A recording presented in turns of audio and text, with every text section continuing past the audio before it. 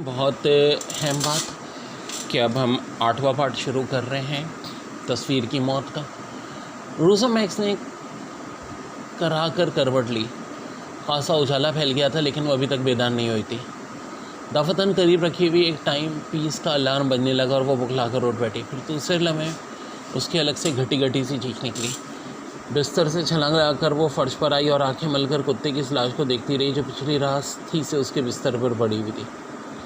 उसे महसूस हो रहा था जैसे दिमाग सुन होकर रह गया। कुछ देर तक इसी तरह खड़ी रही, फिर दरवाजे की तरफ झपटी। हैंडल घुमाकर उसे खोलने की कोशिश की थी लेकिन वो शायद बाहर से बंद था। इसके बाद तो पागलों की तरह दीवार पर टूट पड़ी। वो खोल फवारा मचाया कि उसके कान झुंझला उठे। दरवाज़ा खुलने में देर नहीं लगी लेकिन दरवाजे खुलने वाले को देखकर रोज़ा 2 कदम पीछे हट गई। वो भी उसी की तरह कोई सफ़ेद फॉर्म गैर मुल्की औरत थी। क्यों शोर मचा रही हो? उसने अंदर दाखिल होकर रोज़ा को लड़का क्या मजाक है? रोज़ा ने भी तीखे लहजे में कहा। इसने कुत्ते की लाश की तरफ इशारे किया था। तुम्हारी हिमाकत का नतीजा है, नवादर सच लहजे में बोली। मैं नहीं समझी, तुम अपने मिशन में नाकाम रही हो। दफतन रोज़ा चौकी और इस तरह चौंक कर चारों तरफ देखने लगी जैसे पहली बार अपने गिरदोपेश का जायज़ा ले रही हो। मैं कहाँ हूँ? वहाँ नहीं हो जहाँ भेजी गई थी। खुदा की पनाह। और रोज़ा का सर चकराने लगा और फिर बर्राई हुई आवाज़ में बोली, मुझे तो कुछ भी याद नहीं है। हाँ देखो, मैंने लोहे साथ रात का खाना खाया था, फिर कॉफ़ी आई थी, इसके बाद मुझे क्या हुआ मुझे याद नहीं। तुम कौन हो? अपनी अकल को खोपड़ी में रखो।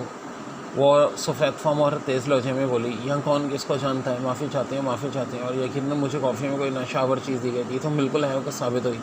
अगर तुम ख्याल न रखते हो तो तुमसे सब कुछ उगलवा लिया होता। जान पर खेलकर तुमको वहाँ से निकाला है। लेकिन ये रोज़ा फिर कुत्ते की लाश की तरह बोली, इन्होंने इसे भी मार डाला है। ये भी तुम्हारी गफलत का नतीजा नहीं? इस बारे में मुझसे कुछ नहीं कहा गया था। तुम इसके बारे में कुछ नहीं जानती? नहीं, मैं कुछ नहीं जानती। ये वही कुत्ता है जिसने प्रोफेसर मैक्स को मारा था? नहीं नहीं।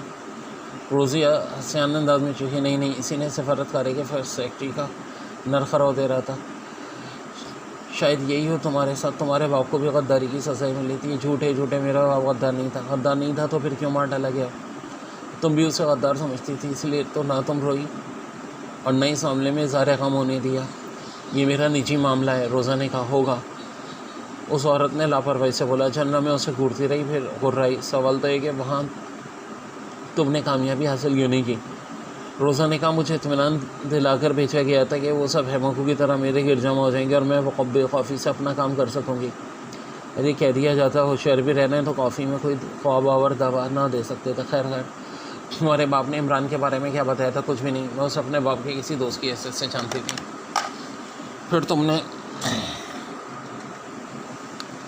अपने बाप के दोस्त को धोखा देने पर तुल गई। सुनो, मैं सिर्फ अहकामात की तामील करती हूँ, इसमें गर्फ नहीं होती कि किसके लिए क्या कर रही हूँ। अच्छा चलो बाहर चलो। इस कमरे से बाहर निकल कर वो एक हॉल में पहुँची जहाँ इनके अलावा और कोई नहीं था। दफतन हॉल में इनकी कुछ देर पहले होने वाली बातचीत गूंजने लगी। गालिबन बातचीत टेप कर ली गई थी और इन्हें दोबारा सुनाई जा रही थी। रोज़ा बेहसा हरकत खड़ी रही। इसका चेहरा बिल्कुल स्पॉट था। ऐसा मालूम होता था जैसे सब कुछ इसके लिए बेमायने हो। फिर सन्नाटा छाने के बाद वो इसी तरफ खड़ी रही। दूसरी औरत उसे छोड़कर चली गई। अचानक बाएं जानिब से आवाज़ आई, खुदगर दुनिया में दोस्त और दुश्मन की तमीज़ मुश्किल है। रोज़ा चौंक कर मुड़ी। इमरान एक दरवाजे में खड़ा मुस्कुरा रहा था। तुम क्या फिर पकड़े गए? वो आहिस्ता आहिस्ता चलता रोज़ा के करीब आ पहुँचा। बोलते क्यों नहीं? इमरान के चेहरे पर गम के असर थे। यह शख्स का नाम डेविड बकनर ही था। फिर तुम बताओ मुझ पर क्या गुजरी? मैं कहूँ मेरे साथ आओ। इमरान उसे फिर उसी कमरे में ले आया जहाँ पलंग पर कुत्ते की लाश थी। ये वही कुत्ता है जिसने प्रोफेसर को हलाक किया है, वो मुझे बता चुकी है। तुम्हें यकीन क्यों नहीं कि प्रोफेसर इन्हीं लोगों के हाथों मारे गए जिनके वफादार थे? मैंने तुमसे पूछा था कि मुझ पर क्या गुजरी है। तुम्हें ख्वाब में हवावर दवा दी गई थी ताकि सुकून से सोती रहो और फिर अपनी मौत का इंतज़ार करती रहो। मेरे अंदाजे के मुताबिक मुझे इसीलिए घेरा गया था, रात को किसी जगह क़याम करूं। अब मकसद मार डालना नहीं होता तो मैं वहीं मार डालते जहाँ पकड़े गए थे। प्रोफेसर को गोली का निशाना भी बनाया जा सकता था, इसलिए खूनख्वार कुत्ते को क्यों इस्तेमाल किया गया? इमरान ने कहा, सवाल ये है कि तुम दोबारा क्यों हम लोगों में नज़र आ रहे हो? क्या तुम इस औरत को जानती हो जो कुछ देर पहले तुमसे गुफ्तगू करती रही? नहीं, मैंने उसे पहली बार देखा है। रोज़ा ने कहा, इसका मतलब है कि तुम इन लोगों का हल्का इस कदर वसी है कि तुम एक दूसरे को तारुफ के बगैर नहीं पहचान सकते। इमरान ने कहा, तुम ठीक समझे।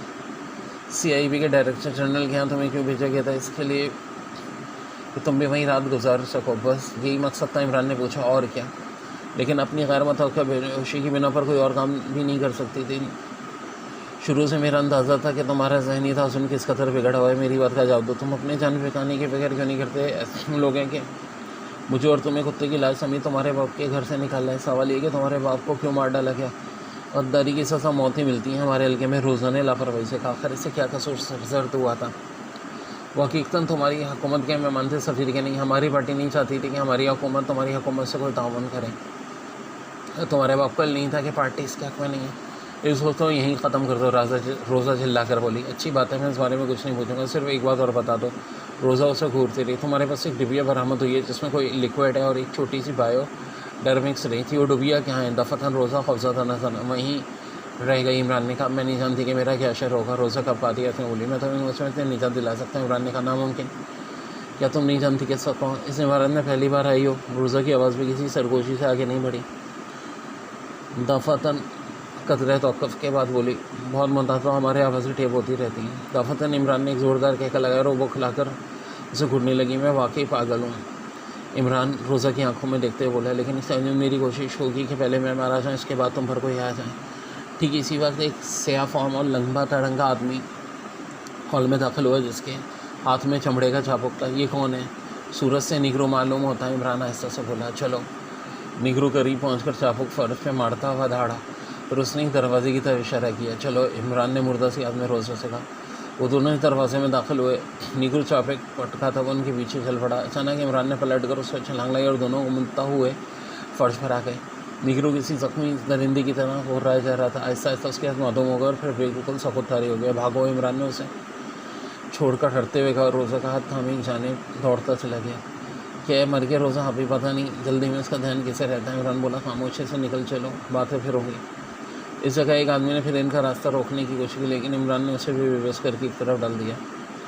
आखिरकार वो ऐसी जहाँ पहुँच गए जहाँ कई गाड़ियाँ खड़ी हुई थी। कुछ देर बाद वो खुली फजा में सांस ले रहे थे। इमरान एक गाड़ी लेकर भागा था, लेकिन गाड़ी ज़्यादा देर इस्तेमाल न कर सका। उसे एक जगह छोड़कर फिर टैक्सी ली। हम कहाँ जा रहे हैं? रोज़ा ने पूछा। एक साइले तफरी में मेरा हर्ट है, फ़िलहाल वहीं के हम करेंगे, कहीं और चलो। क्यों? वो हर वक्त सब समंदर के करीब रहते हैं ताकि हालात नामुवाफ़िक होने पर फ़रार होने में आसानी रहे। फ़िक्र ना करो, इनके फ़रिश्ते भी हमें नहीं पहचान सकेंगे, इमरान ने कहा। ओके जी, ये पार्ट भी यहाँ पे एंड।